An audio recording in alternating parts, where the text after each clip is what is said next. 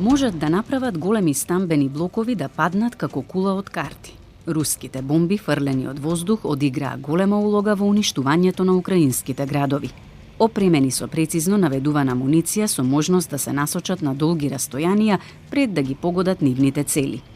Секаде каде што Русија дејствуваше со овие бомби следеа апокалиптични сцени. Освен бомби, Русија употреби различни видови артилерија, беспилотни летала и тенкови кои предизвикуваат значителна штета. Нивниот досек е помеѓу 10 и 40 километри. Еве како беа погодени украинските градови. Ова е Часив јар. Руската армија влезе во периферијата на градот во мај 2024 година, но веќе беше на дострел по заземањето на Бахмут во 2023.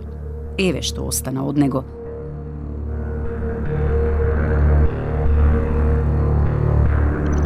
Вака сега изгледа градската болница број 3 во центарот на градот. Околните згради се сите во урнатини. Дрон удри во стамбен блок на улица Днипровска број 24. Потоа нешто мокно удира во соседната зграда број 26. Ова е еден од клучните индустријски капацитети во градот. Сега целосно уништен. Ова се зградите меѓу улиците Миру и Милицејска.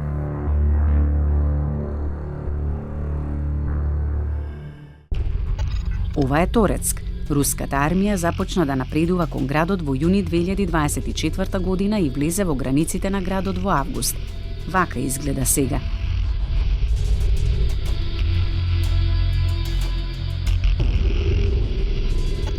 Напред е улицата Свитла, стамбените згради целосно се урнаа. Ова се урнатините на црквата Макариев. Во близина се наоѓаат остатоци од петкатница. А ова е улицата Дружби и она што остана од 9-катен стамбен блок. Веднаш спроти таа зграда жителите на Торецк украсуваа елка и славеа празници. Порано ова беше училиште број 3, а ова е стамбена населба на улица Лисова.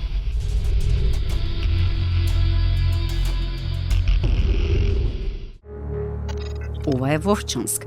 Во пролета 2024 Русија отвори нов фронт, обидувајќи се да премине во регионот Харкив во Украина и да го заземе Вовчанск. Украина го запре нападот. Со своите сили позиционирани на северниот трап на Вовчанск, Русија почна да го уништува градот. По гранатирањето зградата на Централната градска библиотека е во пламен. Ова е улица Короленка.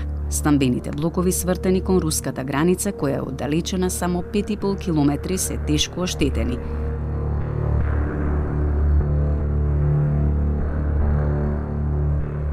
Многу згради имаат урнати ѕидови. Овие урнатини порано беа училиште број 1. Потоа следи градинката број 6, која ја погоди руска бомба. Ова е Бахмут, град кој стана символ на уништувањето што Русија и го донесе на Украина. Руските трупи дојдоа на артилериски дострел во мај 2022 година.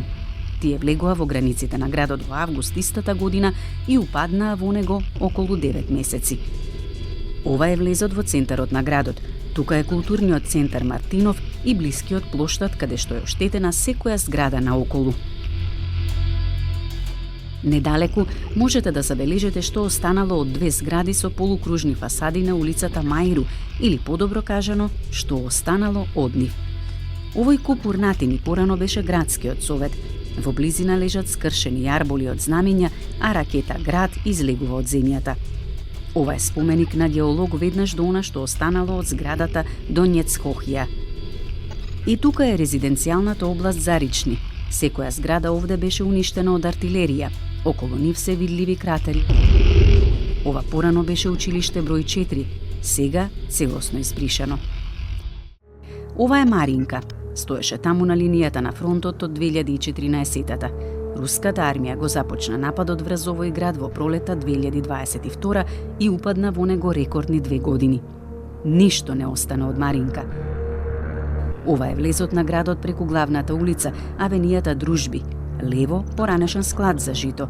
Она што некогаш беше главен пат, сега наликува на земјена патека. Секоја зграда на неа е претворена во урнатини. Од десната страна се оние што порано беа повеќекатните стамбени згради. И порано тука имаше автошкола. Урнатините десно се она што останало од окружниот културен центар. Лево беа клиника и домови. По својата силуета едва може да ја препознаете казанската икона на црквата Богородица. Ова беше срцето на градот. Ова е веројатно свртувањето кон она што беше улицата Каштанова и остатоците од средното училиште број 2. Сега сме во секторот за приватно домување, идентификуван само со преживеаните градинарски порти. Русија редовно негира дека целта била цивилна инфраструктура. Но судбината на овие градови кажува поинаква приказна. Штом градот падна во опсегот на оружје способно за широко распространето уништување, тоа е уништен, често и целосно. Градовите кои поминаа подобро се типично оние кои се надвор од дофатот на артилерија. Порано тоа беше случај со Запорожје, но дојде до артилериски дострел во летото 2024. Од тогаш бомбите фрлени од воздух станаа нова реалност и таму.